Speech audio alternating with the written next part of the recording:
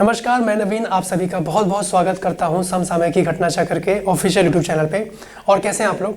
So guys, जैसे कि ग्रामीण समाज विकास के संदर्भ में हम लोगों ने इस श्रृंखला को शुरू किया हुआ है, उसी कड़ी से हम लोग आगे बढ़ेंगे। सिलेबस में जैसे कि हमने देखा, पहले दिन की क्लास में हमने सिलेबस डिस्कस किया, जहाँ पे लेखपाल, खंड विकास अधिकारी, लेखपाल से संबंधित जो कार्य रहे, स्थानीय सुशासन, उसको हमने बहुत डिटेल में समझा। यानी एक भी प्रश्न आपका वहाँ से बाहर नहीं देखने को बन सकता है। उसको रिवाइज कीजिएगा नोट्स बनाने के बाद। और आज हम लोग एक नया सेगमेंट शुरू कर रहे हैं, जो आपने देखा हुआ है योजनाओं से संबंधित, है ना। काफ़ी बड़ा सेशन रहेगा इसके संदर्भ में। तो हम लोग प्रयास करेंगे कि जो सिलेबस में मेंशन है, जो योजनाएं, उनको तो हम लोग पहले डिस्कस करेंगे। उसके साथ साथ 2014, 2015 इनके बाद जो योजनाएं आई हैं उनके ऊपर बात करनी है, और जो भारत की आज़ादी के बाद जो योजनाएं इंपॉर्टेंट रहीं उनके ऊपर हम लोग डिस्कस करेंगे। तो आप लोग मेन हेडलाइन दीजिएगा, आप लोग मेन इसमें हेडलाइन दीजिएगा योजनाएं। मेन हेडलाइन देंगे आप लोग योजनाएं, है ना। और इसमें सबसे पहले जो हम लोग डिस्कस करेंगे उसको जरा समझें कि ग्राम विकास के लिए कुछ केंद्र सरकार की योजनाएं कौन कौन सी हैं। यानी जो नाम लिखे हैं वो तो है ही हैं, इसके साथ साथ और कौन सी हैं जो ग्रामीण विकास के संदर्भ में कहीं ना कहीं कार्यरत हैं।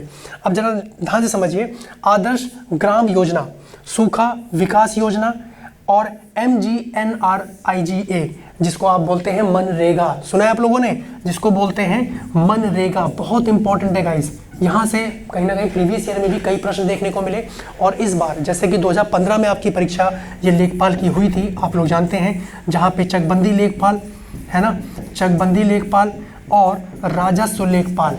ध्यान से समझिएगा, 2015 में जो परीक्षा हुई, चकबंदी लेखपाल और राजस्व लेखपाल, ठीक है। ये परीक्षा कब आयोजित हुई गाइस? ये परीक्षा हुई 2015 में, और अब क्या चल रहा है 2022। तो कहीं ना कहीं 7 साल का अंतर है, और परीक्षा का जो पैटर्न है वो भी कुछ नया सरप्राइजली देखने को मिल सकता है। तो हमें उसके अनुसार, नए पैटर्न के अनुसार चीज़ों को समझना होगा, ताकि परीक्षा में कोई भी सरप्राइज ना मिले। तो अब ये आपका योजना हो गया मनरेगा। उसके बाद जवाहर ग्राम समृद्धि योजना, अन्नपूर्ण योजना, अंत्योदय अन्न योजना, स्वजल धार योजना। ये कुछ ऐसी योजनाएं हैं जो बहुत बहुचर्चित योजना है केंद्र सरकार की। इसका आप लोग पहले स्क्रीनशॉट लीजिए, और इसी क्रम में इसको आप लोग नोट्स बनाइएगा, ठीक है। नेक्स्ट पॉइंट की तरफ मैं डिस्कस कर रहा हूँ, जो और भी योजनाएं हैं, है ना। अब ऐसा नहीं है कि सारी योजनाओं के नाम हमने लिख दिए हैं, धीरे धीरे मैं इस सेशन को आपके सामने लाता रहूँगा, ताकि योजनाओं को आप एक अलग से नोट्स उसमें बनाते रहें, ठीक है। एक अलग से उसका फाइल आप बना सकते हैं कि केंद्र सरकार से संबंधित जो योजनाएं हैं, राज्य सरकार से संबंधित जो योजनाएं हैं, ठीक है। अब यहाँ पे जरा एक चीज़ समझें, आगे बढ़ने से पहले मैं आपको बताऊँ, इस जो भी योजनाएं हम लोग समझेंगे उसमें हमें क्या क्या चीज़ें ध्यान रखनी है। सबसे पहला पॉइंट कि वो शुरुआत कब हुआ, कब शुरू किया गया, पहला पॉइंट तो हमें ये जानना है, ठीक है। दूसरा पॉइंट, उसका क्या उद्देश्य रहा, किस उद्देश्य से वो शुरू की गई, ठीक है। उसके बाद तीसरा पॉइंट हम लोगों को जानना है कि उसके जो अन्य तथ्य हैं, है ना। जैसे मान लीजिए, उदाहरण के लिए मैं आपको बताऊं, मनरेगा के अंतर्गत जो भी व्यक्ति कार्य करता है उसका कोई एक दैनिक शुल्क, एक दैनिक जो उसका वेतन है वो कहीं ना कहीं फिक्स कर दिया गया है, 202 रुपये। पहले कम था, अब बढ़ा दिया गया है ना। तो कुछ ऐसे अन्य तथ्य हम लोगों को यहाँ पे ध्यान रखने हैं। तो यानी योजनाओं के संदर्भ में हम लोगों को ये चीज़ें इसके अंतर्गत ध्यान रखनी है। शुरुआत हो रही है, कौन से मंत्रालय की है, यहाँ से भी प्रश्न देखने को मिल सकता है। कठिन नहीं है, बस चीज़ों को जानें और रिवाइज करें, ठीक है। और इसके बाद जो भी योजनाएं हम लोग पढ़ेंगे, अब जैसे आप ये नाम देख पा रहे हैं, और भी योजनाएं आएंगी, उसके ऊपर भी हम लोग डिस्कस करेंगे। आप चाहे तो इसका स्क्रीनशॉट ले लीजिए। नेक्स्ट पॉइंट की तरफ बात करते हैं। केंद्र सरकार की और योजनाएं हैं, जैसे मध्याह्न भोजन योजना, जिसको मिड डे मील कहते हैं, मिड डे मील स्कीम, है ना। ये भी कहीं ना कहीं प्रीवियस ईयर में छाई रही, हर पाली में यहाँ से प्रश्न देखने को मिला, और संभावित है कि यहाँ से प्रश्न फिर देखने को मिल सकता है। और ये एक ऐसा सेगमेंट है गाइस जो करंट अफेयर से बिल्कुल डायरेक्ट रिलेट होगा, क्योंकि जो मिड डे मील है अभी रिसेंटली फिर चर्चा में है उत्तर प्रदेश के संदर्भ में, उसमें भी हम लोगों को बात करनी है। Not only this particular scheme, मैं केवल इसी योजना की बात नहीं कर रहा हूँ, और भी जो योजनाएं हैं जो करंट अफेयर से रिलेटेड है उसको भी हम लोगों को समझना है। अगला देखिए, NRLM, ये भी हमें जानना है। इंदिरा आवास योजना, इंदिरा आवास योजना, IAY नाम से इसको डिनोट किया जाता है। प्रधानमंत्री ग्राम सड़क योजना, किसान पेंशन योजना, किसान रथ योजना, उसके बाद अंबेडकर ऊर्जा कृषि सुधार योजना, ठीक है। आम आदमी बीमा योजना और संजीवनी बीमा योजना, ये कुछ ऐसी योजनाएं हैं जो कहीं ना कहीं बहुचर्चित हैं, जहां से प्रश्न संभावित है कि आपके एग्जाम में देखने को मिले, है ना। बट मैंने आपसे जैसे कि कहा कि भारत की आज़ादी के बाद जो योजनाएं इंपॉर्टेंट रहीं उसके ऊपर भी हम लोगों को बात करनी है। और अभी जब से प्रधानमंत्री मोदी जी जब से आए हैं गवर्नमेंट में, प्रधानमंत्री बने हैं, उसके बाद से और कौन कौन सी योजनाएं, मैं प्रधानमंत्री मोदी ही क्यों कह रहा हूँ, क्योंकि ये इनका लगातार दूसरा कार्यकाल है ना। तो उनके संदर्भ में जो जो योजनाएं आई हैं केंद्र सरकार के द्वारा प्रायोजित योजनाएं ग्रामीण विकास के लिए, वो हमें टारगेट करनी है, ठीक है। इसका स्क्रीनशॉट ले लीजिए। उसके बाद देखिए मॉडल सिटी योजना है, वंदे मातरम योजना है और प्रियदर्शनी योजना है। ये कुछ केंद्र सरकार द्वारा बहुचर्चित योजनाएं हैं। मैंने जैसे कि बार बार कहा, केवल यही नहीं है और भी हैं, तो हम स्टेप बाय स्टेप उनको समझते चलेंगे। ऐसा भी नहीं कि इनके क्रमवार हम लोग एक एक करके बात करेंगे। जो जो योजना आती रहेंगी आप उस पर टिक करते जाइएगा। कोई नई योजना मिलेगी आप लोगों को जो हम डिस्कस कर रहे होंगे तो उसको भी अपडेट कर लीजिएगा, ठीक है। 2 से 3 पॉइंट हमें ध्यान रखने हैं। शुरू कब हो रहा है, क्या उद्देश्य रहा और उसके अंतर्गत क्या क्या कार्य किए गए, वो चीज़ें, और करंट अफेयर से क्या रिलेट है, वो चीज़ें हमें अपडेट कर लेनी है, ठीक है। एक समस्या आप लोगों के सामने बन सकती है कि आप भूल जाएं, ठीक है। आपने आज योजना पढ़ी समझी, ठीक है, फिर दूसरी पढ़ी समझी, ठीक है, फिर 2 दिन बाद भूल गए, तो उसको आपको डेली देखना है, रोज़ देखना है उसको, ठीक है, ताकि आप लोग उसको याद रख पाएँ। अब जैसे कि आप मुझे रोज़ क्लास में देख रहे हैं, कल को मैं आपको भविष्य में कहीं बाहर मिलूंगा तो पहचान जाएंगे, है कि नहीं है। तो उसी तरीके से आप इन योजनाओं को बार बार देखते रहेंगे, परीक्षा में देखेंगे तुरंत पहचान जाएंगे, ये तो ये है, ठीक है। चलिए उसके बाद नेक्स्ट पॉइंट पे हम लोग बात करें। अभी मैं आप लोगों को एक ओवरऑल सिलेबस डिस्कस कर रहा हूं जहां पे इन योजनाओं का वर्णन कहीं ना कहीं किया गया है, ठीक है। जो नोटिफिकेशन में सिलेबस आया उसमें तो सिंपल स्ट्रेट फॉरवर्ड एक लाइन लिखा हुआ है कि केंद्र और राज्य सरकार द्वारा प्रायोजित योजनाएं ग्रामीण समाज विकास के संदर्भ में, लेकिन वहां पे हमें जाननी कौन कौन सी है, थोड़ा सा उसको एलोबरेट कर ले रहे हैं ताकि आप लोग एक प्रॉपर नोट्स उसको बना पाएं, ठीक है। अब जैसे किसान पेंशन योजना, किसान रथ योजना, अंबेडकर ऊर्जा कृषि सुधि योजना, आम आदमी बीमा योजना, संजीवनी परिवार योजना, आदर्श नगर योजना, वंदे मातरम, प्रियदर्शनी, लगभग कहीं ना कहीं आप देखेंगे कि सिमिलर है। भाई केंद्र के संदर्भ में क्या चीज़ें हैं, क्या प्रावधान है, और राज्य के संदर्भ में क्या नई चीज़ें उसमें ऐड ऑन है, वो भी हम लोगों को जानना रहेगा, ठीक है। इसका स्क्रीनशॉट ले लीजिएगा। उसके बाद देखें शुद्ध पेयजल योजना, वर्तमान में यूपी सरकार द्वारा ये संचालित है, चर्चा में है, देखने को बिल्कुल बन सकता है। उसके बाद पेंशन योजना है, ये भी यूपी सरकार द्वारा संचालित है। उसके बाद प्रधानमंत्री आवास योजना है, ठीक है, जैसे अभी आपने इंदिरा आवास योजना देखा वैसे प्रधानमंत्री आवास योजना भी है, ये भी कहीं ना कहीं वर्तमान में यूपी सरकार द्वारा ये संचालित हो रही है। और कन्या विद्याधन योजना, कई सारी योजनाएं जैसे सुकन्या योजना है, वो भी आप लोग समझेंगे उसके बारे में, ठीक है। देखिए योजनाओं से संबंधित 3 से 4 प्रश्न, या कम किया जाए तो 2 से 3 प्रश्न तो आप लोगों को देखने को मिलेंगे ही। 25 क्वेश्चन रहेंगे गाइस आप लोगों के ग्रामीण समाज विकास में, और पूरा प्रयास रहेगा कि कम से कम 22 क्वेश्चन तो आप लोग अटेम्प्ट कर पाएँ, ठीक है। लेकिन वही है, बार बार उसको देखना है, रिवाइज करना है चीज़ों को समझ लेने के बाद। आइए अब जरा एक चीज़ समझिए इसके अंतर्गत कि अगर हम कोई भी योजना की अगर बात करते हैं ग्रामीण विकास के संदर्भ में, है ना, तो सबसे पहले उसके आधारभूत तत्वों को हमें जानना होगा, ग्रामीण विकास के संदर्भ में। और ग्रामीण विकास के संदर्भ में सबसे इंपॉर्टेंट टॉपिक आपके लिए आ जाता है कृषि। उसके संदर्भ में क्या क्या योजनाएं हैं वो भी हम लोगों को बात करनी है, और कौन सी योजनाएं जो केंद्र सरकार द्वारा या राज्य सरकार द्वारा प्रायोजित हैं, जो संचालित की जा रही हैं, वो हमें इसके अंतर्गत जानना है, ठीक है। अब इसमें पहली योजना जो हम लोगों ने रखी है वो है सूखा प्रणव योजना, सूखा प्रणव क्षेत्र कार्यक्रम। ये पहली योजना हेडलाइन डाल के लिखेंगे, सूखा प्रणव क्षेत्र कार्यक्रम। जहाँ पे डेट की आवश्यकता होगी मैं आपको बताऊंगा कि वो डेट आप लोग एटलीस्ट ध्यान रखें, है ना।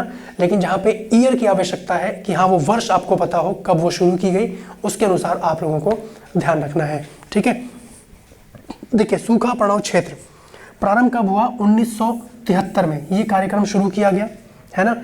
इसकी जांच के लिए हनुमंत राव समिति का गठन किया गया था 1993 में। सूखा प्रणव क्षेत्र, देखिए कहीं ना कहीं जो युद्ध वाली स्थिति रही भारत के संदर्भ में, वहाँ पे कहीं ना कहीं ये भी देखने को आया कि सूखा पड़ गया, है ना, फसलों को लेके कहीं ना कहीं समस्या देखने को मिली, तब फिर ये योजना लाई गई। 1971 का दौर था जब युद्ध वाली स्थिति युद्ध चल रहा था, युद्ध हो रहा था, तो आप ऐसे रिलेट करके याद रख सकते हैं कि 1973 में सूखा पड़ाव कार्यक्रम लाया गया और 20 वर्षों में क्या विकास रहा उसकी जांच के लिए इस समिति का भी गठन यहाँ पे किया गया, और ताकि वो अच्छी तरीके से और आगे कार्य करे उसलिए भी इस समिति का यहाँ पे गठन किया गया है। समिति का नाम क्या है गाइस?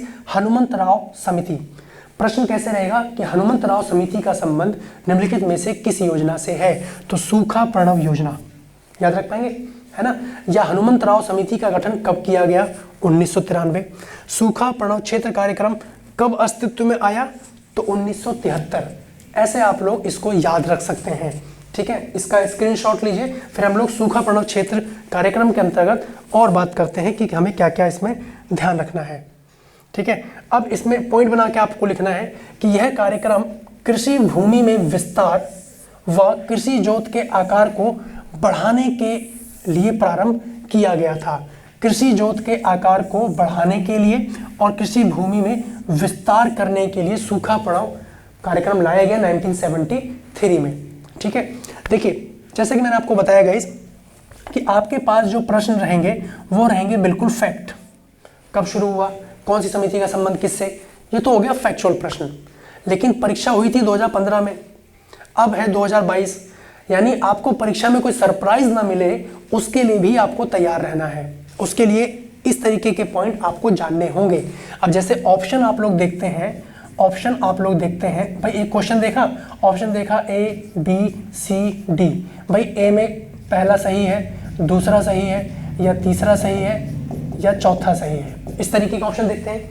लेकिन नया सरप्राइजली किस तरीके से देखने को मिल सकता है ऑप्शन के रूप में कि पहला सही है या दूसरा सही है, बी ऑप्शन दूसरा सही है या तीसरा सही है, सी ऑप्शन पहला दूसरा तीसरा सही है, या डी ऑप्शन होगा सभी। समझ रहे? मतलब सभी प्रश्न ऐसे नहीं होंगे, कुछ प्रश्न ऐसे भी देखने को मिल सकते हैं, तो उसके लिए भी आपको प्रिपेयर रहना है। यानी ये तो हो गए फैक्चुअल प्रश्न, है ना, और ये हो गया आपके थोड़े कंसेप्ट बेस पे कि भाई अगर आपके सामने प्रश्न आ गया कि भाई सूखा प्रणव क्षेत्र कार्यक्रम के संदर्भ में निम्नलिखित कथनों पे विचार कीजिए, कौन सा सही नहीं है, तो आपको चीजें पता होंगी तो ही आप आंसर उसका निकाल पाएंगे, ठीक है जी। तो अब यहाँ पे जरा समझिए कि इस कार्यक्रम का जो प्रारंभ किया गया किस लिए किया गया? कृषि भूमि में विस्तार के लिए और कृषि जोत के आकार को बढ़ाने के लिए, ठीक है। अगला पॉइंट लिखेंगे, इसे ग्रामीण विकास मंत्रालय के द्वारा 1973 में प्रारंभ किया गया, शुरुआत आप लोग जानते ही हैं, ठीक है। उसके बाद 1993 में हनुमंतराव की अध्यक्षता में इसके विस्तार के लिए जांच कमेटी का गठन किया गया। ये भी आप लोग पॉइंट क्लियर हो गया। उसके बाद अगला पॉइंट आपको ध्यान रखना है, 1999 ईस्वी में इस कार्यक्रम के लाभ को देखते हुए इसे व्यापक रूप से आगे बढ़ाया गया, ठीक है। और इस कार्यक्रम का जो उद्देश्य रहा वो मरुभूमि को कृषि योग्य भूमि में परिवर्तित करना और जोत के आकार को बढ़ाना था। That's it। इतने पॉइंट इस योजना के संदर्भ में आपको ध्यान रखने हैं। शुरू कब हुआ, उद्देश्य क्या था, क्या कोई समिति उससे संबंधित थी, आपने देखा, तो इस तरीके से प्रश्न यहाँ पे देखने को मिल सकते हैं, है ना। तो इसका आप लोग स्क्रीनशॉट लीजिए और स्टेप बाय स्टेप इसी क्रम में आप लोग इसको नोट्स बनाइएगा अपने, ठीक है। इसका स्क्रीनशॉट ले लीजिए, फिर हम लोग नेक्स्ट पॉइंट की तरफ बात करते हैं।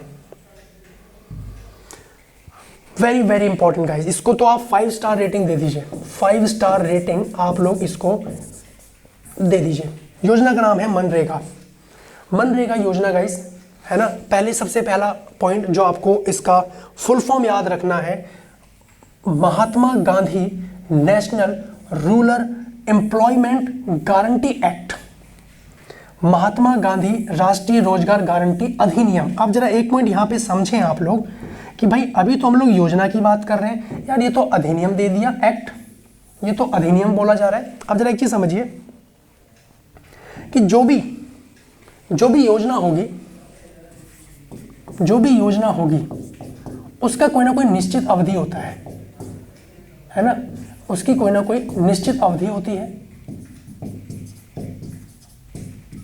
अगर वो उस निश्चित अवधि में पूरा हो गया तो उस योजना को समाप्त कर दिया जाता है कि जिस कार्य के लिए उसको लाया गया वो कार्य पूरा हो गया, उसको फिर समाप्त किया जाता है, फिर उसी के संदर्भ में कोई और योजना की आवश्यकता है, फिर उसको शुरू किया जाता है। लेकिन जब अधिनियम बन जाता है, जब एक्ट बन जाता है तो वो बाध्यकारी हो जाता है। यानी अगर कोई अधिनियम बन गया, तो गाइस क्या हो जाएगा, वो बाध्यकारी हो जाएगा कि भाई उसका तो पालन होना ही होना है और ये सुचारू रूप से चलेगा अगर वो एक्ट के रूप में सामने आ गया है। क्लियर? योजना और अधिनियम में थोड़ा फर्क जान पाए। अगर योजना है तो एक निश्चित अवधि के लिए लाई जाएगी, और अगर अधिनियम है तो यानी बाध्यकारी है, उसको मानना अनिवार्य है और वो निरंतर रूप से लंबे समय के लिए चलेगा। ये पॉइंट यहाँ पे आप लोग ध्यान रखें। अब जरा आइए इस अधिनियम के संदर्भ में हम लोग बात करते हैं। देखिए आपके सामने है, योजना का नाम है मनरेगा, है ना। अब इसमें जरा समझें, इसका फुल फॉर्म, पहला पॉइंट आपको ध्यान रखना है कि इसका फुल फॉर्म क्या है। इसका फुल फॉर्म है Mahatma Gandhi national rural employment guarantee act, Hindi में बोलते हैं महात्मा गांधी राष्ट्रीय रोजगार गारंटी अधिनियम। पहला पॉइंट तो इसका फुल फॉर्म ध्यान रखना है, मैं पॉइंट यहाँ पे मेंशन कर दे रहा हूँ, ठीक है। सिंपल सा प्रश्न क्या होगा, मनरेगा का पूर्ण रूप निम्नलिखित में से क्या है। तो हिंदी में हो तो ये भी ठीक है, इंग्लिश में मिल जाए तो भी आपका आंसर निकलना चाहिए, ठीक है। अब जरा एक चीज समझिए, केंद्र सरकार द्वारा ये प्रायोजित योजना थी। किसके द्वारा लाई गई भाई योजना? ये केंद्र सरकार के द्वारा प्रायोजित एक प्रकार की योजना के तौर पे इसको प्रारंभ किया गया, इसको यानी शुरू किया गया। किसको? मनरेगा को, केंद्र सरकार के द्वारा। अब इसका थोड़ा बैकग्राउंड समझते हैं। जैसे कि मैंने बोला 5 स्टार रेटिंग है, तो यानी बहुत इंपॉर्टेंट है। थोड़ा इसका बैकग्राउंड समझिए कि प्रारंभिक नाम इस योजना का, जो मनरेगा आप लोग देख पा रहे हो, इस योजना का शुरुआत में नाम क्या था? पहले नाम था इसका national rural employment guarantee act 2005, ठीक है जी। यानी पहले इसको बोला जाता था नरेगा, पहले इसको क्या बोला जाता था? नरेगा, ठीक है। ये फुल फॉर्म देखने को आई थी एग्जाम में, प्रीवियस ईयर के प्रश्नों में सिंपल था, इसका फुल फॉर्म में पूछा गया था, पर नरेगा का पूर्ण रूप क्या है तो आपको पहचान लेना है। तो यानी यहाँ पे आपको पहला पॉइंट ये ध्यान रखना था। दूसरा पॉइंट, इसका फुल फॉर्म यहाँ पे ध्यान रखेंगे, हिंदी में बोलते हैं राष्ट्रीय रोजगार गारंटी अधिनियम 2005। वर्तमान में नाम मनरेगा है, वर्तमान जो नाम है इसका वो आपको ध्यान रखना है, वो है मनरेगा। लेकिन प्रारंभ में नाम क्या था? नरेगा। अब ये मनरेगा कैसे हुआ, क्या क्या प्रावधान है, कई सारी चीजें हमें इसके अंतर्गत डिस्कस करनी है। इसका स्क्रीनशॉट लीजिए पहले, फिर हम लोग आगे बात करें।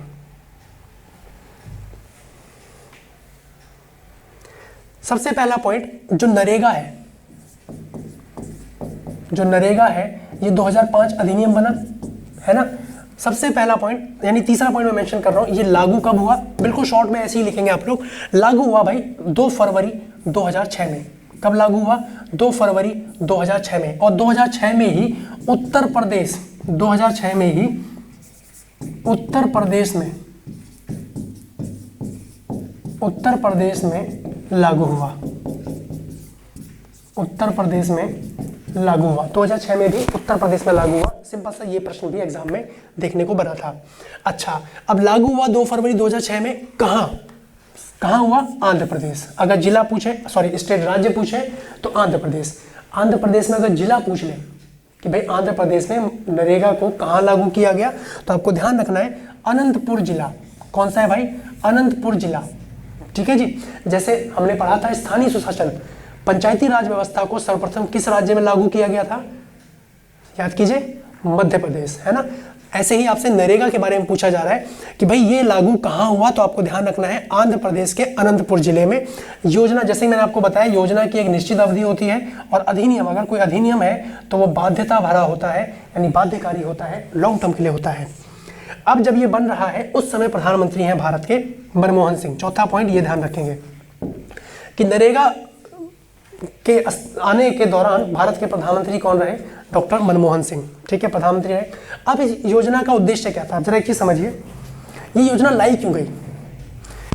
जो भी गांव के ग्रामीण क्षेत्र के जो लोग थे वो रोजगार के लिए पलायन करने लगे शहरी क्षेत्र की तरफ, तो शहरी क्षेत्र का बर्डन बढ़ गया, गांव लगभग कहीं ना कहीं सारे लोग जाने लगे।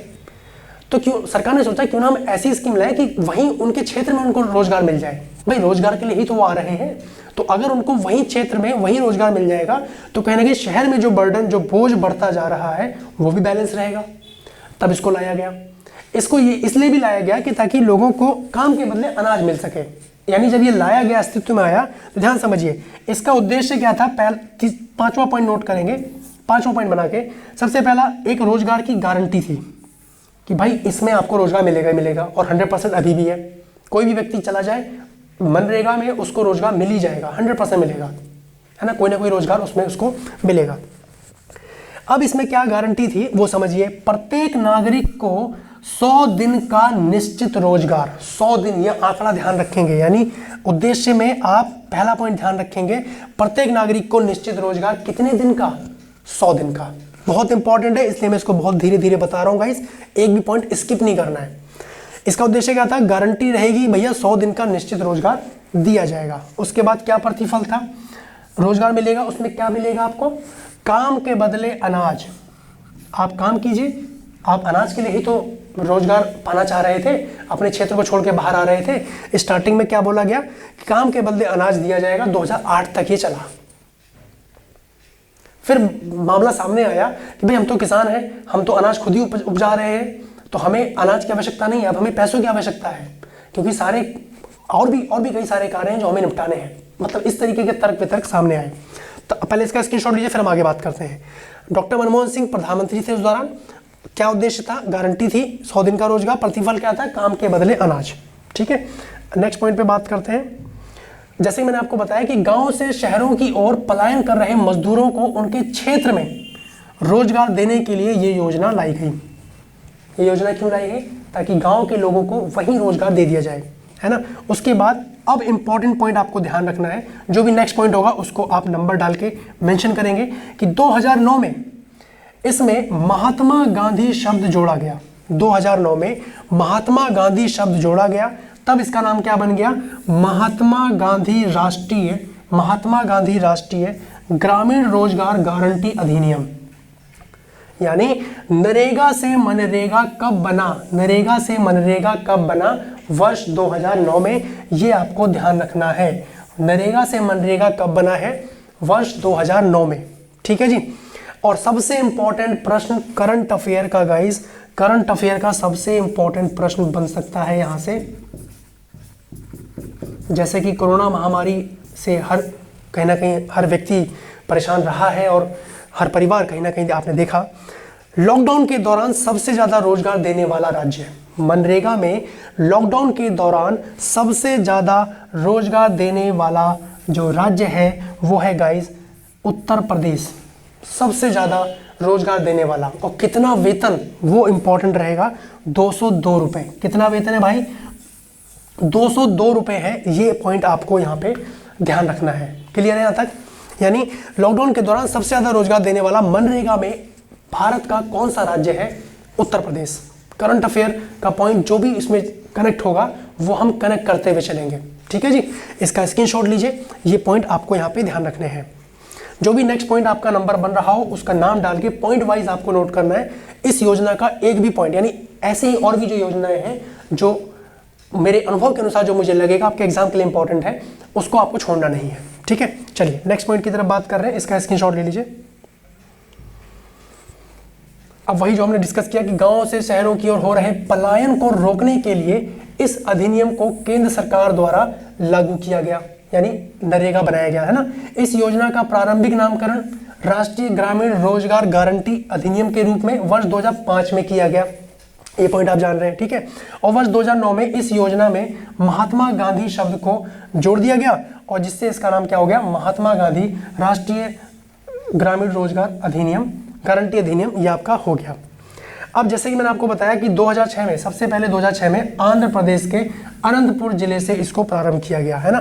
ये पॉइंट स्टेप बाय स्टेप आप सारे नोट्स में अपने मेंशन कर लीजिएगा, जो भी हमने शॉर्ट में डिस्कस किया। यानी प्रारंभिक नाम क्या था, क्यों इसको लाया गया, है ना, प्रारंभिक नामकरण कब था, और 2009 में महात्मा गांधी जोड़ दिया गया, और सबसे पहले कहाँ हुआ, 2006 में आंध्र प्रदेश के अनंतपुर जिले में।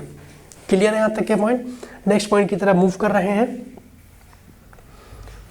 अब यहाँ पे जरा एक चीज समझिए, इसके अत्यधिक सकारात्मक परिणाम को देखते हुए 2008 में इसे पूरे भारत में लागू कर दिया गया। यानी 2008 तक काम के बदले अनाज था, लेकिन 2008 के बाद संपूर्ण भारत में लागू हुआ। अब यानी काम के बदले आपको पैसे मिलेंगे। ठीक है। अब यहाँ पे ध्यान दीजिएगा, इसमें इस योजना को सर्वप्रथम 2006 में काम के बदले अनाज योजना के रूप में प्रारंभ किया गया था और इसमें पंजीकृत व्यक्तियों को 100 दिन का निश्चित रोजगार प्रदान किया जाएगा। ये इसमें गारंटी थी, नाम का योजना के नाम से ही पता चल रहा है, गारंटी अधिनियम, गारंटी दी जा रही है 100 दिन की। ठीक है। उसके बाद कोविड-19 के दौरान मनरेगा के तहत सर्वाधिक रोजगार देने वाला जो राज्य रहा उत्तर प्रदेश, ये भी हम लोग जान गए। और वर्तमान में एक दिन की मजदूरी के बदले 202 रुपये इसमें प्रदान किए जाते हैं। यानी सारे पॉइंट जो हम लोगों ने देखे वो कहीं ना कहीं आपके लिए इंपॉर्टेंट है। इसका स्क्रीनशॉट ले लीजिए, इसका स्क्रीनशॉट ले लीजिएगा और नेक्स्ट योजना की तरफ हम लोग मूव करते हैं।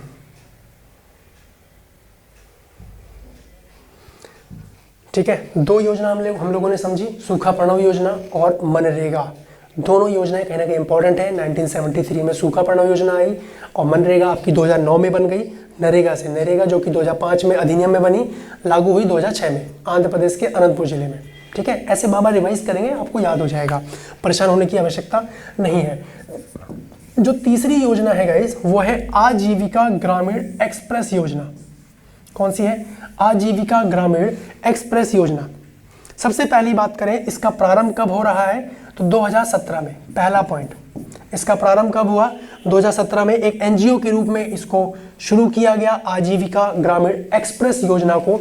और इसमें निर्धन और जो गरीब हैं वो स्वयं सहायता समूह, यानी जो एनजीओ बनाया गया, जितने भी निर्धन लोग हैं, गरीब लोग हैं, इन सबको मिला के एक एनजीओ के रूप में इसको शुरू किया गया आजीविका ग्रामीण एक्सप्रेस योजना को। ठीक है, इसमें क्या बोला गया कि जैसे आलू को अगर बोया जाना है, खाना है, बेचना है, उसका चिप्स बनाना है, तो कहीं ना कहीं ये सारी चीज़ें, अब जैसे आप देखते हैं कि भाई अगर मान लीजिए कि मैं चिप्स फैक्ट्री का मालिक हूँ तो मुझे आलू की आवश्यकता होगी, तो मैं आलू के लिए किसी किसान से बात करूंगा कि भाई मुझे इतने कुंटल आलू चाहिए, मेरी चिप्स की फैक्ट्री है ना, तो उसके लिए आलू आप बोएंगे। ठीक है, फिर अगर खाने के लिए मुझे इस्तेमाल करवाना है तो उसके अनुसार मुझे आपसे लेके कहीं और बेचना है, वो चिप्स बनाना है। यानी ये एनजीओ जो है बेसिकली ये सारी चीज़ें इसके अंतर्गत करने लगा। अब 2017 में देखिए, यह योजना अगस्त 2017 में प्रारंभ की गई। अगस्त 2017, बस ईयर ध्यान रखना है, यहाँ पे ईयर ज़्यादा इंपॉर्टेंट है, मंथ भी आप देख सकते हैं। अगस्त 2017 में इसको शुरू किया गया। यानी इसके अंतर्गत स्वयं सहायता समूह के माध्यम से ग्रामीण स्थलों में रोजगार के अवसर विकसित करना था। तो यानी ये भी कहीं ना कहीं रोजगार से संबंधित था। भाई मैं चिप्स फैक्ट्री का मालिक हूँ और मैं किसानों से बात कर रहा हूँ, कॉन्टैक्ट कर रहा हूँ कि मुझे आलू चाहिए, प्याज चाहिए, तो कहीं ना कहीं इसके लिए वो कार्यरत होंगे। अब एक अकेला किसान तो सारी चीज़ें नहीं कर पाएगा, वो भी और लोगों को लाएगा, है ना। तो जो पैसे मिलेंगे कहीं ना कहीं आय का एक अवसर प्राप्त होगा, रोजगार मिलेगा उसमें कहीं ना कहीं। तो इसमें यह भी कहा गया कि स्थानीय स्तर के उत्पाद को विभिन्न सामग्रियों में परिवर्तित करके बाजार में बेचा जाएगा। जैसे मैंने बताया, भाई प्याज है, केले हैं, आलू है, और भी कोई सब्जियां हैं जिनका इस्तेमाल हम लोग मतलब उसको परिवर्तित करके बाजार में बेच सकते हैं। तो वो सारी चीज़ें कहीं ना कहीं इसके अंतर्गत लाई गई आजीविका ग्रामीण एक्सप्रेस योजना। ठीक है जी, तो यहाँ पे ध्यान रखिएगा। नेक्स्ट पॉइंट की तरफ मूव करें। इसमें उस योजना में उतना ध्यान रखेंगे। जो नेक्स्ट योजना है यानी फोर्थ योजना आपकी, यहाँ पे ये पॉइंट हटा दीजिए, इसमें लिखेंगे स्टैंड अप इंडिया योजना। क्या है? स्टैंड अप इंडिया योजना। स्टैंड अप इंडिया योजना, इसमें क्या ध्यान रखना है कि प्रारंभ कब हुआ है? ये 5 अप्रैल 2016। इसकी डेट याद रखनी है आप लोगों का, इसकी डेट याद रखनी है। और ये वित्त मंत्रालय के द्वारा ये प्रारंभ किया गया है। ठीक है, जैसे कि मैंने आपको बताया, फैक्चुअल प्रश्न तो रहेगा ही रहेगा कि स्टैंड अप इंडिया योजना भारत में कब शुरू की गई, डेट होगी तो डेट से पहचान लेंगे 5 अप्रैल 2016। लेकिन अगर प्रश्न कुछ ऐसा रहा कि स्टैंड अप इंडिया योजना के संदर्भ में निम्नलिखित कथनों पे विचार कीजिए, तो जब कथन जाने रहेंगे तो ही विचार कर पाएंगे, है कि नहीं है। तो आपको जानना है कब शुरू हो रहा है? 5 अप्रैल 2016 वित्त मंत्रालय ने प्रारंभ किया है। अब यहाँ पे समझिए कि जो गैर कृषि रोजगार है बेसिकली, यानी अनुसूचित जाति या अनुसूचित जनजाति की महिलाओं को रोजगार के लिए 10 लाख से लेकर 1 करोड़ ऋण प्रदान किया जाएगा इसके अंतर्गत। ध्यान दीजिएगा, यानी SC और ST से संबंधित जो महिलाएं हैं, यानी बेसिकली ये महिलाओं से संबंधित, यहाँ पे ध्यान रखिएगा स्टैंड अप, ताकि वो एक स्टैंड हो सकें, ठीक है, अपने पैरों पे खड़े हो सकें। SC ST की जो महिलाएं हैं उनको 10 लाख से लेकर 1 करोड़ तक का ऋण इसमें दिए जाने की बात प्रावधान रखा गया। और 7 वर्षों के लिए ऋण मुक्त भी रखा गया। 7 वर्षों के लिए ऋण मुक्त मतलब इंटरेस्ट वगैरह नहीं देना है, आप पैसे लीजिए, अपना व्यवसाय शुरू कीजिए, देश के विकास में यानी मुख्य धारा में जुड़िए आप लोग। कहना कि इस योजना का ये प्रावधान इसके अंतर्गत रहा। अब यही योजना जो है केंद्र सरकार के वित्त मंत्रालय द्वारा अप्रैल 2016 में प्रारंभ की गई। डेट क्या है? 5 अप्रैल, आप ध्यान रखेंगे, ठीक है। और जैसे मैंने बताया कि यह योजना SC/ST की महिलाओं को स्वरोजगार प्रारंभ करने के उद्देश्य से प्रारंभ की गई, ठीक है जी। तो स्टैंड अप यानी महिलाओं को स्टैंड करने के लिए योजना लाई गई। कौन सी महिलाओं को? SC और ST महिलाओं को। कितने लाख तक के ऋण की बात की गई है? 10 लाख से लेकर 1 करोड़ तक का ऋण दिया जाएगा और 7 वर्षों के लिए ऋण मुक्त का मामला इसके अंतर्गत है। 2 से 3 पॉइंट है, अगर आपको मैं बताऊं। पहला पॉइंट ये देखा आपने, दूसरा पॉइंट ये देखा और तीसरा पॉइंट ये। बस 3 पॉइंट इसके अंतर्गत आपको ध्यान रखने हैं। क्लियर है जी? चलिए नेक्स्ट पॉइंट देखें। उसके बाद इसी के अंतर्गत यह योजना विशेष वर्ग की महिलाओं को नए उद्यम स्थापित करने को प्रोत्साहित करेगा, यानी 7 वर्षों तक ब्याज मुक्त वो ऋण ले सकता है। और यह योजना 10,000 करोड़ से प्रारंभ की गई थी। कितने अमाउंट से प्रारंभ की गई थी? 10,000 करोड़ से प्रारंभ की गई थी। और प्रावधान क्या था? जैसे कि मैंने बताया आप लोगों को, 10 लाख से लेके 1 करोड़ रुपए तक का इसमें ऋण उपलब्ध कराया जाएगा, ब्याज रहित, यानी ब्याज नहीं देना है, आप ऋण लीजिए और अपने व्यवसाय को शुरू कीजिए, है ना। तो यहाँ पे ध्यान रखना है स्टैंड अप इंडिया योजना। चलिए इसका स्क्रीनशॉट ले लीजिए, ठीक है। देखिए कई सारी योजनाएं गाइस, इसमें कंफ्यूज नहीं होना है, इसको बार बार देखना है आप लोगों को। माइंड बहुत शार्प है, आप जैसे ही परीक्षा में देखेंगे प्रश्न, तुरंत आपका आंसर आपके सामने आ जाएगा, लेकिन देखे रहना है एक बार, ठीक है जी। ऐसा ना हो कि आपने देखा ही नहीं है, ऐसे थोड़ा आंसर निकाल पाएंगे आप लोग। चलिए अगला देखते हैं, मृदा कार्ड स्कीम योजना। जो भी नंबर है वो नंबर डाल लीजिएगा आप लोग। मृदा कार्ड स्कीम योजना, ठीक है जी। सबसे पहला पॉइंट यहाँ पे समझे कि 3 वर्ष में 14 करोड़ लोगों को ये मुहैया कराया गया मृदा स्वास्थ्य कार्ड। अब मृदा स्वास्थ्य से आप क्या समझते हैं कि जैसे कोई खेत है, ये खेत है, अब यहाँ की जो मृदा है, अब वो कितनी उपजाऊ है, उसका हेल्दी मतलब कितना स्वास्थ्य ठीक है कि वो फसलों को उपजा सके, उसके लिए एक कार्ड स्कीम निकाली गई, है ना। कब निकाली गई समझे जरा इसके बारे में। फरवरी 2015 में मृदा स्वास्थ्य कार्ड स्कीम को लाया गया और कृषि एवं विकास कल्याण मंत्रालय द्वारा इसको कहीं ना कहीं प्रारंभ किया गया और पूर्ण हो चुका है। ये इसका पहला चरण पूर्ण किया जा चुका है, ठीक है। उसके बाद फसलों के लिए मृदा में आवश्यक पोषक तत्वों की पहचान की जा सके, अगर कुछ कमी है, क्योंकि मृदा के स्वास्थ्य को वो जांचेंगे, चेक करेंगे, अगर उसमें कुछ कमी है तो उसके संबंधित पेस्टिसाइड दिए जाएंगे, यानी जो दवाइयाँ हैं जो छिड़काव वगैरह के लिए यूज़ की जाती हैं। अब जैसे धान के खेत में, धान का खेत है, उसमें खैरा रोग लग जाता है ना। ध्यान से समझिएगा, ये भी प्रश्न इंपॉर्टेंट है। जैसे धान का खेत है, उसमें कौन सी बीमारी लग जाती है? इसमें बीमारी लग जाती है खैरा। ये प्रश्न देखने को बन सकता है कि खैरा बीमारी किस फसल से संबंधित है, तो आपको ध्यान रखना है धान से संबंधित है। तो अब अगर यहाँ पे इस स्कीम के तहत ये पता लगा कि भाई यहाँ पे खैरा नामक बीमारी हो सकती है क्योंकि मृदा स्वास्थ्य जो है वो प्रॉपर नहीं है, तो अब इसके लिए क्या पोषक तत्व, जैसे पता लगा कि भाई समस्या है तो क्या दिया जाएगा इसके समाधान के लिए? Zinc sulphate. क्या दिया जाता है? Zinc sulphate. नोट कीजिएगा एक पॉइंट, जिंक सल्फेट, यानी जिंक सल्फेट दिया जाता है और इस बीमारी से कहीं ना कहीं धान को बचाया जा सकता है। आपने देखा होगा धान के खेत में जो उसके ऊपर की जो कलियां होती हैं वो पीली पड़ जाती हैं, है ना, यानी फिर किसान बोलता है कि भाई इसमें बीमारी लग रही है, तो उसको खैरा रोग बोलते हैं, है ना। ये किसकी कमी से होती है? तो धान के खेत में जो खैरा बीमारी होती है ये जिंक की कमी से होती है। जिंक की कमी से ये बीमारी हो जाती है। तो यहाँ पे ये पॉइंट आप चाहे तो अलग से बादल बना के, बादल इन द सेंस कुछ ऐसे बना के इसको मेंशन कर लीजिएगा, ठीक है। आइए वापस आइए। अब यह योजना कृषि उत्पादकता में वृद्धि के लिए फरवरी 2015 में प्रारंभ की गई ताकि कृषि की उत्पादकता को बढ़ाया जा सके। भाई मृदा स्वास्थ्य कार्ड क्यों लाया जाएगा? ताकि मिट्टी की उपजाऊपन को बढ़ाया जा सके। पोषक तत्व कम है, कोई बीमारी की संभावना है या बन सकती है या आ सकती है, देखने को मिल सकती है, उसका समाधान किया जा सके। क्लियर है? तो 2-3 पॉइंट इसमें ध्यान रखने हैं, इसका आप स्क्रीनशॉट लीजिए और जो मैंने बोला बादल बना के इसको साइड में नोट कर लीजिएगा, ताकि जब इसको पढ़ रहे हो तो ये भी साथ में दिखता रहे। ठीक है, चलिए नेक्स्ट पॉइंट की तरफ बात करते हैं। अब इसी में समझें जरा कि इस योजना के अंतर्गत कृषकों को मृदा स्वास्थ्य कार्ड उपलब्ध कराना है, जिससे मृदा की उर्वरता के लिए आवश्यक पोषक तत्व की पूर्ति की जा सके और कृषि में लगातार वृद्धि की जा सके।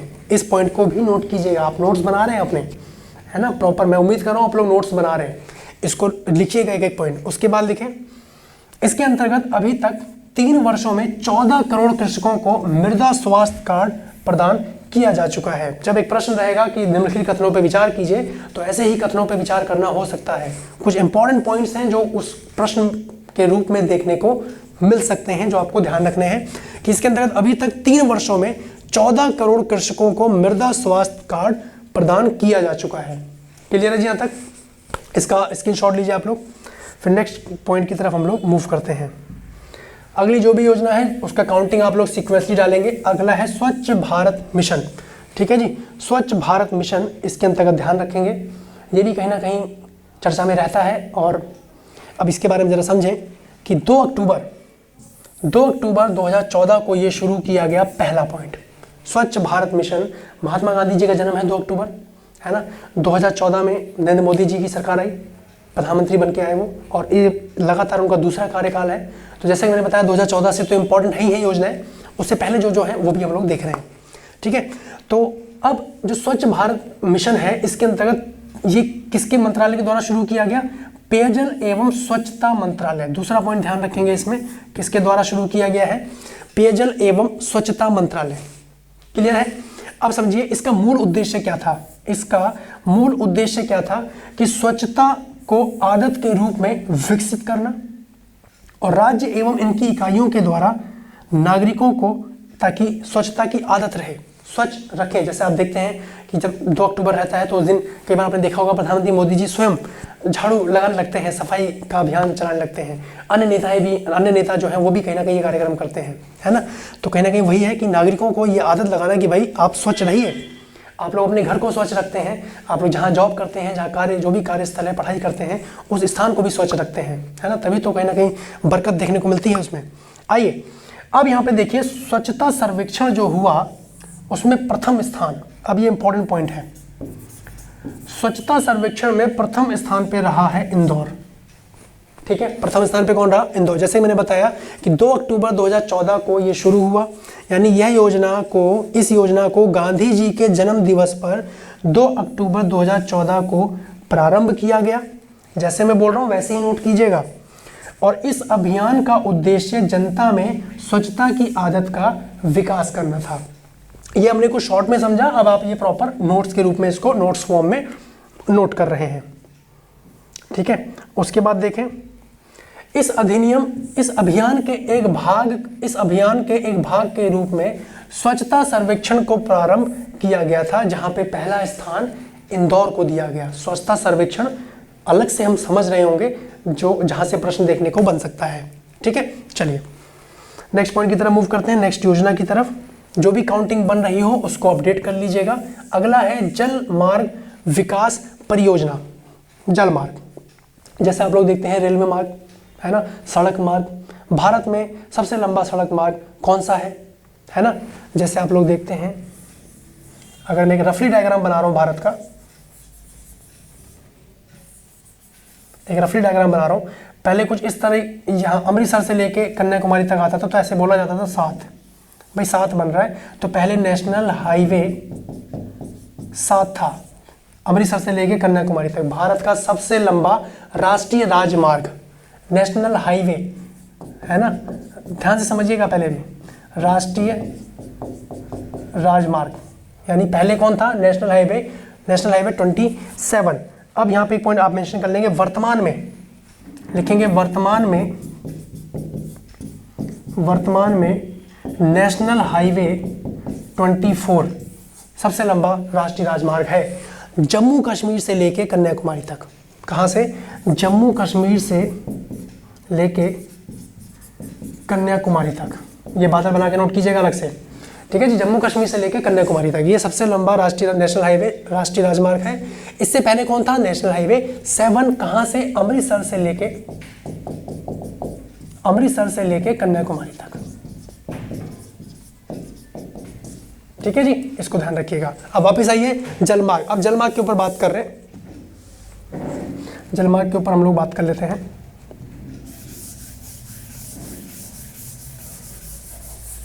चलिए, अब जलमार्ग जो विकास योजना रही, इसको 2016 में प्रारंभ किया गया। ठीक है जी, 2016 में इसको शुरू किया गया। और राष्ट्रीय जलमार्ग संख्या 1, जैसे नेशनल हाईवे 7 था पहले सबसे लंबा, और फिर नेशनल हाईवे 24 है वर्तमान में सबसे लंबा, ऐसे ही राष्ट्रीय जलमार्ग संख्या 1 जो है वो प्रयागराज से लेके हल्दिया तक है। पहला पॉइंट तो ये ध्यान रखिएगा आप लोग, गंगा नदी जहाँ प्रवाहित हो रही है ना, गंगा नदी जहाँ प्रवाहित हो रही है। और इस जलमार्ग के विकास के लिए समझौता किया गया। अब यहाँ पे समझिएगा कि विश्व बैंक द्वारा नौ परिवहन विभाग का इसमें कहीं ना कहीं हस्तक्षेप रहा, जो इसकी सहायता के लिए अग्रसर रहा। कौन? विश्व बैंक, है ना। बेसिकली किया क्या गया है, इसमें जरा एक चीज समझिएगा कि इस वाटरवेज को, इस जलमार्ग को गहरा किया गया है, चौड़ा किया गया है ना, ताकि और जहाज, जो पानी के जहाज हैं वहां पे और ट्रेवल हो सके। तो यहाँ पे समझिएगा कि गंगा नदी को 3 मीटर गहरा किया जाएगा इस योजना के तहत, जलमार्ग विकास परियोजना, है ना।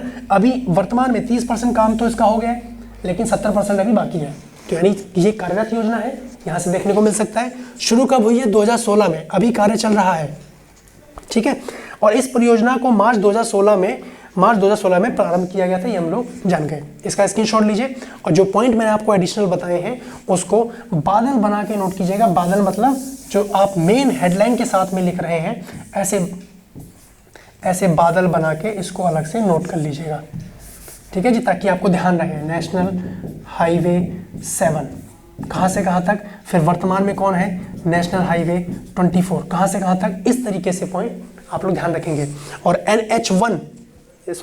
राष्ट्रीय जलमार्ग यानी नेशनल वाटरवेज 1, ये कहाँ से कहाँ तक है? तो प्रयागराज से लेके हल्दिया तक। ये जीएस के प्रश्न भी हैं, है ना, जो आपका सामान्य ज्ञान का सेगमेंट है 25 क्वेश्चन का, वहां पे भी डायरेक्ट प्रश्न देखने को मिल सकता है, तो आपको ध्यान रखना है। इसका स्क्रीनशॉट लीजिए, फिर नेक्स्ट पॉइंट की तरफ हम लोग मूव करते हैं। अगला प्रश्न देखें, इस परियोजना में नौ परिवहन विभाग द्वारा विश्व बैंक की सहायता से इसको चलाया जा रहा है। नौ परिवहन विभाग और विश्व बैंक की सहायता से चल रहा है। और इस परियोजना का उद्देश्य है भारत के राष्ट्रीय जलीय मार्ग जो कि प्रयागराज से लेके हल्दिया के मध्य है, उसको 3 मीटर गहरा करना है। ठीक है, और यह परियोजना जल मार्ग विकास के लिए प्रारंभ की गई और जिसका उद्देश्य जलीय ट्रांसपोर्ट को बढ़ावा देना है। क्लियर है? तो यानी हम लोग क्या समझे कि 2 से 3 पॉइंट ही इंपॉर्टेंट हैं जो आपको ध्यान रखने हैं। इसका स्क्रीनशॉट लीजिए, फिर हम लोग नेक्स्ट सेगमेंट में इसमें बात करते हैं। ठीक है, तो गाइस ये था आपका आज का कार्यक्रम। इसमें ध्यान रखिएगा जो योजनाएं हम लोगों ने डिस्कस की, इसी का आगे योजनाओं के संदर्भ में हम लोग नेक्स्ट लेक्चर में बात करेंगे, जहाँ पे नेक्स्ट योजना को हम लोग समझ रहे होंगे। ठीक है, अपना ध्यान रखिए और ईमानदारी से पढ़ाई कीजिए, मेहनत से पढ़ाई कीजिए, ताकि फर्स्ट अटेम्प्ट में आप लोगों का नंबर बने। ठीक है, चलिए मिलते हैं फिर नेक्स्ट लेक्चर में, तब तक के लिए धन्यवाद। जय हिंद, बाय बाय।